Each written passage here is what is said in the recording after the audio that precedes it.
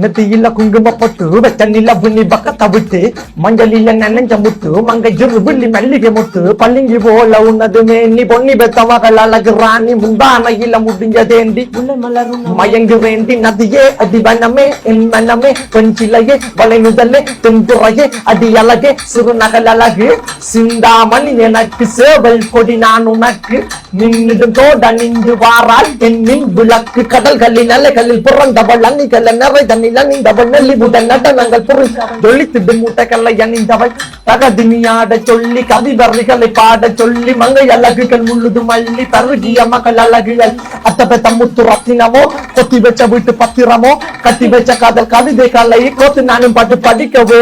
நம்ம அந்த வீடியோ பயங்கரமா ஹிட் ஆயிடுச்சு. அதை எடுத்தது யாரும் நமக்கு தெரியும், முன்னாடியே சொல்லிட்டீங்க என்கிட்ட. அவர் இன்ட்ரோடியூஸ் பண்ணிடலாமா? கண்டிப்பா. ப்ரோ வணக்கம்.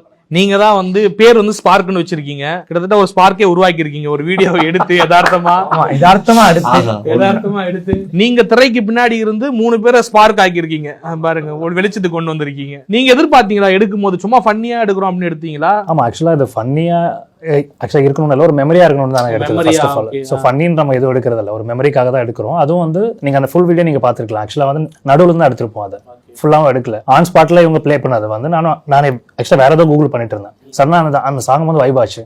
இமீடியட்டா அதை நான் எடுக்க ஆரம்பிச்சிட்டேன். ஸோ என்னோட மெமரிக்கா இருக்கட்டும், ஸோ அதே ஒரு குரூப்ல ஷேர் பண்ணிட்டு இவங்களுக்கும் அந்த வீடியோ ஷேர் பண்ணலான்னு தான் இனிஷியலா அந்த பிளான் இருந்தது. அதுக்கப்புறம் இவங்களுக்கு காட்டுறது போது தான் இப்போ டிஜே சிவாஜி அதை கொஞ்சம் நம்ம இது இன்னும் டெவலப் பண்ணலாம். ஸோ அந்த கான்செப்ட் உருவாக்குனது அவரு சைட்ல இருந்து. ஸோ அப்புறம் டீமா ஜாயின் பண்ணிட்டு ஒவ்வொன்றா ஸ்டார்ட் பண்ண ஆரம்பிச்சோம். ஆக்சுவலா அது எனக்கும் தோணல அந்த ஸ்பாட்ல அதை எடுக்கணும், ஆட்டோமேட்டிக் கை போயிடுச்சு அந்த சாங் வைப்னால. அப்புறம் அதோட இப்போ பார்ட் 1 பார்ட் 2 வந்துட்டு இருக்குது. இப்போ பார்ட் 1 பார்ட் 2 அப்படி வந்துட்டு இருக்கு. பார்த்த 4 வரைக்கும் போயிடுச்சு.